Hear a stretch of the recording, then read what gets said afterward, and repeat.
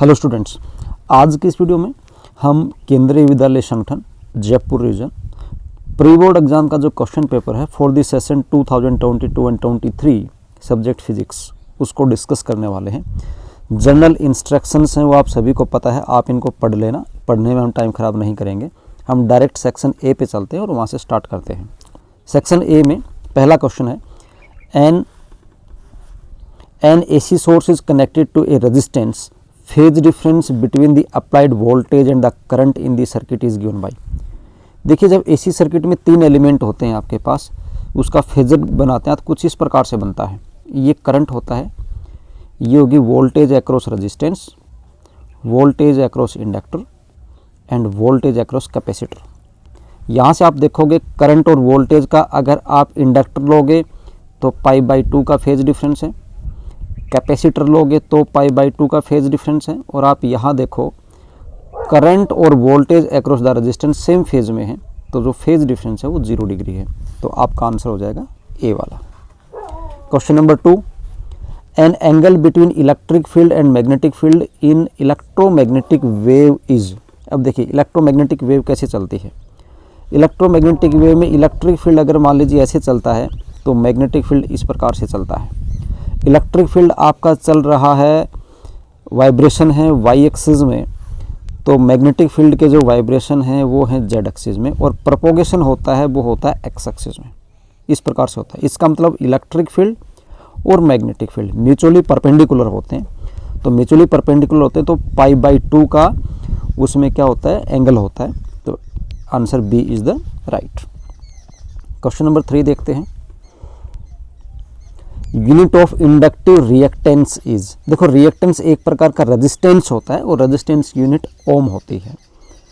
Next question, an electrical dipole is placed in uniform electric field with the dipole axis making an angle theta with the direction of electric field. The orientation of the dipole for the stable equilibrium is. देखो stable equilibrium होता है वो 0 degree के ऊपर होता है, unstable equilibrium होता है वो पाई एंगल के ऊपर होता है। ठीक है, तो ध्यान रखना, अनस्टेबल पूछे तो पाई और स्टेबल है तो 0। Question number 5, at the centre of A cubical box plus Q charge is placed, the value of total flux that coming out of wall is. देखिए एक बॉक्स है, आप ध्यान से समझना इसको। बॉक्स है कुछ इस प्रकार से और बॉक्स है इस प्रकार से, और इसके सेंटर के ऊपर यहाँ पे चार्ज रखा हुआ है, तो मतलब क्लोज्ड सरफेस हो गया।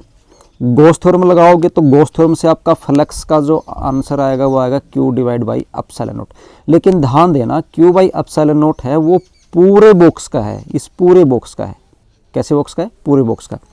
क्वेश्चन में पूछा गया कि आउट ऑफ ए वॉल, किसी भी एक वॉल से, जैसे पूरे बॉक्स से मैं ये वाली वॉल ले ली, मैंने ये जो मैंने ब्लू वॉल कर दी, सिर्फ इसी से पूछे तो आप देखोगे बॉक्स के अंदर ऐसे ऐसी तो 6 वॉल है। कितनी है? 6। तो इसका जो कंट्रीब्यूशन है टोटल फ्लक्स में जो मिलेगा इसको वो कितना है? 6th part Q/6ε0। C is the right answer. Question number 6, the graph shows the variation of voltage V across the plates of two capacitor A and B versus increase of the charge Q stored on them. Which of the two capacitors has the higher capacitance? देखिए capacitance का formula होता है C/Q/V। C Q/V। तो यहाँ पे अगर मैं charge को कांस्टेंट कंसीडर कर लूँ, चार्ज को क्या कर लूँ? कांस्टेंट कंसीडर कर लूँ, तो C इनवर्सली प्रोपोर्शनल टू किसके हो गया? V हो गया। तो चार्ज जो हमने कांस्टेंट कंसीडर किया, तो आप कोई भी एक चार्ज कंसीडर कर लो ग्राफ में। सपोज करो आपने ये वाला चार्ज कंसीडर कर लिया, ठीक है, तो इस चार्ज के ऊपर अगर आप B कैपेसिटर देखोगे तो उसका पोटेंशियल तो ये वाला हुआ, और अगर आप इसी चार्ज के ऊपर A का देखोगे तो A का पोटेंशियल हुआ ये वाला। अब आप देख लो कैपेसिटेंस पोटेंशियल के इनवर्सली प्रोपोर्शनल है, तो जिस गिवन चार्ज के ऊपर जिस भी कैपेसिटर का वोल्टेज ज़्यादा है, पोटेंशियल डिफरेंस ज़्यादा है, उसका C कम है। तो ज़्यादा किसके लिए है? A वाले के लिए V की वैल्यू ज़्यादा है, तो इसके मतलब C की वैल्यू कम है। हायर कैपेसिटेंस पूछा है तो B is the right answer. Question number 7, एक current pass through a wire of non-uniform cross section. Which of the following quantities are independent of cross section? Cross section पे कौन depend नहीं करता, देखो drift velocity भी depend करती है, charge crossing current density सब डिपेंड करते हैं, सिर्फ ये फ्री इलेक्ट्रॉन डेंसिटी है ना ये डिपेंड नहीं करती। फ्री इलेक्ट्रॉन डेंसिटी डिपेंड करती है नेचर ऑफ मटेरियल के ऊपर। किस पे डिपेंड करती है, नेचर ऑफ मटेरियल पे डिपेंड करती है, क्रॉस सेक्शन पे डिपेंड नहीं करती। तो इसका आंसर होगा D. Question number 8, an electron is projected with uniform velocity along the axis of A current carrying solenoid, which of the following is true. देखिए पहले सोलेनोइड का कॉन्सेप्ट समझें आप। जो सोलेनोइड होता है ये वाला जो इस प्रकार से हमने सोलेनोइड बनाया था, तो सोलेनोइड में जो मैग्नेटिक फील्ड होता है वो अलोंग द एक्सिस होता है।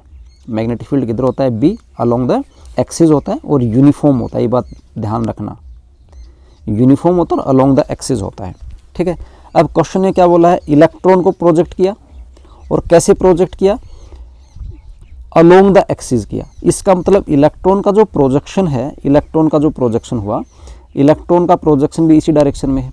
ठीक है, इसका मतलब जो चार्ज है जो मूव कर रहा है और मैग्नेटिक फील्ड है दोनों के पैरेलल हैं।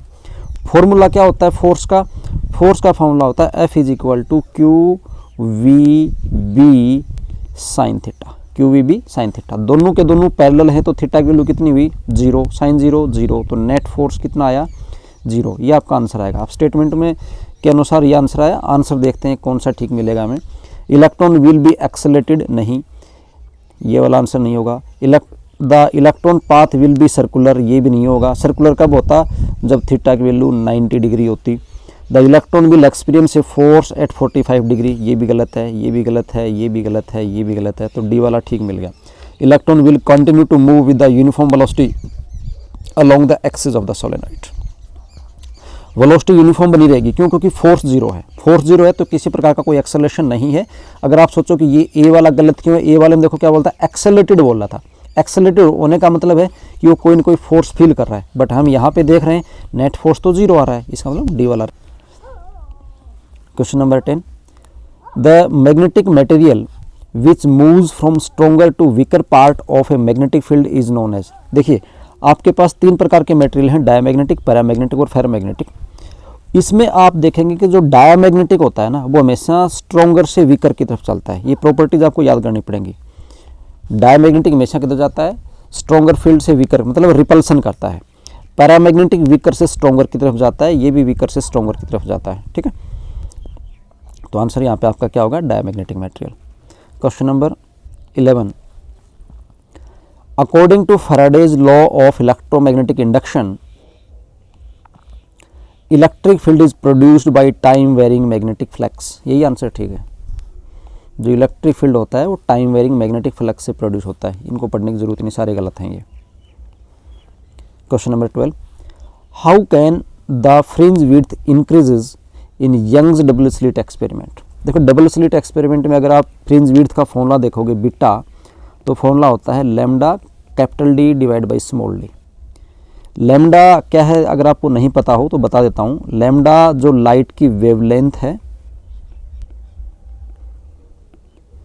और कैपिटल डी क्या है, जैसे ये आपके पास डबल स्लिट में 2 S1 और S2 स्लिट्स थी, ये स्क्रीन थी, तो ये वाली जो डिस्टेंस है ये कैपिटल डी है, और ये वाली जो डिस्टेंस है 2 स्लिट्स के बीच की, ये जो डिस्टेंस है ये स्मॉल डी है। ठीक है, अब आंसर देखिए, by decreasing the width of slit. देखो विड्थ ऑफ स्लिट होती है W होती है, और W का तो यहाँ आप देखोगे कि जो आपके पास फॉर्मूला है beta that is equal to lambda capital D by small D, वो W पे तो डिपेंडेंट है ही नहीं, है ना, तो पहला आंसर गलत है। दूसरा answer, by reducing the separation of the slits. हाँ, स्लिट का सेपरेशन देखिए, ये वाली जो डिस्टेंस है अगर इसको मैं रिड्यूस कर देता हूँ, इसको क्या कर देता हूँ रिड्यूस, तो बीटा की वैल्यू क्या हो जाती है, इंक्रीज, और विड्थ को मुझे इंक्रीज ही करना था। ठीक है, तो राइट आंसर क्या होगा, B is the right answer. अगर आप अगला देखोगे रिड्यूसिंग द वेवलेंथ, तो देखो वेवलेंथ का डायरेक्टली है, वेवलेंथ रिड्यूस करोगे तो बीटा भी रिड्यूस होगा। और by decreasing the distance between the slit and the screen, यानी कैपिटल डी को डिक्रीज करोगे तो भी बीटा की वैल्यू डिक्रीज होगी, जबकि मुझे बीटा को इंक्रीज करना था, तो बी राइट आंसर है। क्वेश्चन नंबर 13 देखिए, when a yellow light is incident on a surface no electrons are emitted while a green light can emit the electrons if the red light is incident on the surface then। अब देखिए आप अगर कोई ये पता है कि photo electric effect होता है, उसमें इलेक्ट्रॉन्स अगर इजेक्ट होते हैं तो फ्रिक्वेंसी पे डिपेंड करते हैं। अगर आपको ऐसे याद नहीं है तो आप एक बार जो स्पेक्ट्रम है लाइट का वो स्पेक्ट्रम लिख लें। स्पेक्ट्रम कैसे होता है, VIBGYOR। अब देखो क्वेश्चन ने क्या बोला है कि येलो लाइट से इलेक्ट्रॉन इजेक्ट नहीं होते हैं, और अगर मैं येलो लाइट को ग्रीन से रिप्लेस कर देता हूँ, देखो क्या बोला, येलो लाइट डाली थी, इलेक्ट्रॉन से कोई इलेक्ट्रॉन नहीं निकले, लेकिन जब मैंने ग्रीन लाइट डाली तो इलेक्ट्रॉन इजेक्ट हुए। इट मीन अगर मैं आगे क्वेश्चन पूछा है, अगर हम बोलता है रेड लाइट से इल्यूमिनेट करवाएं, सरफेस पे रेड लाइट डालें तो क्या होगा। देखो हम डाउनवर्ड जाते हैं तो जो फ्रिक्वेंसी होती है वो इंक्रीज होती है। तो जब येलो से ही इलेक्ट्रॉन इजेक्ट नहीं हो रहे तो रेड से तो बिल्कुल भी नहीं होंगे, क्योंकि रेड की जो फ्रिक्वेंसी होती है वो येलो से भी कम होती है, तो इसलिए कोई इलेक्ट्रॉन इजेक्ट नहीं होगा। आंसर देखिए क्या क्या है। पहला ऑप्शन है नो इलेक्ट्रॉन आर इमिटेड, यही आंसर ठीक है, नो इलेक्ट्रॉन्स आर इमिटेड, बाकी देखने की ज़रूरत नहीं है आपको। Question number 14, बामर series lies in which spectrum. तो देखो इसको याद करने का एक तरीका है, LUBVPI ऐसे लिखो, LUBVPI। इसका मीनिंग ये है कि जो लाइमन सीरीज है वो अल्ट्रावायलेट में, U for ultraviolet, Lyman ultraviolet में लाई करती है, और बामर है वो विजिबल में लाई करती है, और पास्चन है वो IR में लाई करती है। U for ultraviolet, V for visible और I फॉर इंफ्रारेड। अब ऑप्शन देख लीजिए आप, बामर सीरीज पूछ रहा है तो बामर का V के साथ है, V फॉर विजिबल, तो A is the right answer. Mass energy equation was produced by, mass energy Einstein ने दी था, आइंस्टाइन ने दिया था ना, E is equal to mc²। Two statements are given, one labeled as assertion A and other labeled reason R. Select the correct answer to these questions from codes A, B, C and D as given below। ठीक है, code आपको पता ही है, आप पढ़ लेना सभी को, कौन सा करना, A, B सारे, ठीक है ना, इसमें टाइम खराब नहीं करेंगे, डायरेक्ट आंसर पे चलते हैं। असर्शन क्या है, if objective and the eye lens of a microscope are interchanged then it can work as a telescope. नहीं कर सकती। क्यों नहीं कर सकती, देखिए मैं माइक्रोस्कोप का एक रफ सा डायग्राम बनाता हूँ, माइक्रोस्कोप का रफ डायग्राम बनाते हैं। देखिए माइक्रोस्कोप में जो पहले वाला लेंस होता है, ये वाला लेंस छोटा होता है और ये वाला लेंस थोड़ा सा बड़ा होता है, इसका फोकस स्मॉल होता है और इसका इंटरमीडिएट होता है। क्वेश्चन कहता है कि अगर इन दोनों लेंसेज को मैं चेंज कर दूं ऐसे, तो क्या ये टेलीस्कोप हो जाएगा। तो अगर आप नॉर्मली देखोगे डायग्राम को तो आपको लगेगा क्योंकि हाँ भाई टेलीस्कोप में ये वाला लेंस बड़ा होता है, ये छोटा होता है, तो टेलीस्कोप बन जाएगा। लेकिन एक बात और ध्यान दीजिएगा आप, टेलीस्कोप में इस लेंस का अकेला बड़ा होना ही सफिशिएंट नहीं है, इसका जो फोकस होता है वो लार्ज फोकस रखना होता है। कैसा फोकस रखना होता है, लार्ज रखना होता है अगर मुझे टेलीस्कोप बनानी है तो। जबकि माइक्रोस्कोप के अंदर ये वाला जो लेंस था ये इंटरमीडिएट था, या इंटरमीडिएट का मतलब तुम ये भी बोल सकते हो स्मॉल होता है, तुम ये भी समझ सकते हो स्मॉल होता है बट इससे लार्ज होता है। आई लेंस से तो लार्ज होता है बट फोकस स्मॉल होता है, तो स्मॉल फोकस वाला तो टेलीस्कोप में कभी यूज़ हो ही नहीं सकता ऑब्जेक्टिव के रूप में, ठीक है ना। इसलिए हम कभी भी माइक्रोस्कोप के लेंसेज को इंटरचेंज करके उसको टेलीस्कोप नहीं बना सकते। तो असर्शन है वो गलत है। रीजन पढ़ते हैं, रीजन क्या है, objective of telescope has small focal length, ये रीजन भी गलत है क्योंकि ऑब्जेक्टिव लार्ज फोकल लेंथ का होता है, तो दोनों गलत हैं। तो राइट आंसर क्या होगा, ए इज फॉल्स और इज आल्सो फॉल्स, तो D is the right answer. Question number 17, two statements are given, one labeled assertion A and other labeled reason R. Select the correct answer to these questions from the codes A, B, C, D given below। वही है assertion reason वाले point, आप देखना, हम direct answer पे चलते हैं।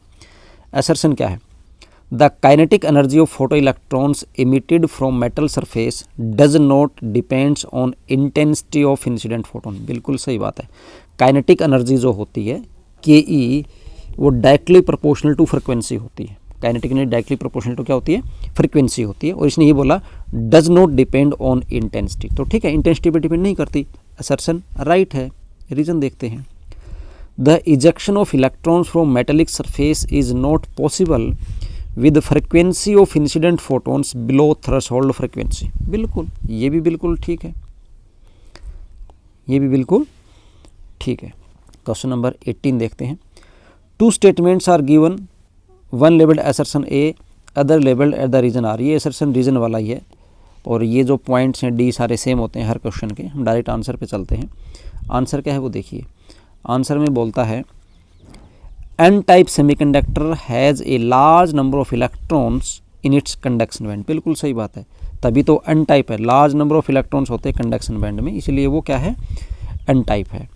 और दूसरी बात बोल रहा है कि N N type semiconductor is obtained by doping an intrinsic semiconductor with the pentavalent impurity which behaves as a donor. ये भी बिल्कुल सही है। असर्शन भी ठीक है, रीजन भी ठीक है, इसका मतलब A is the right answer और ये करेक्ट एक्सप्लेनेशन भी इसकी दे रहा है। नेक्स्ट वीडियो है उसमें हम सेक्शन बी को सोल्व करेंगे। फिलहाल इस वीडियो में आप इन क्वेश्चंस की प्रैक्टिस कीजिए।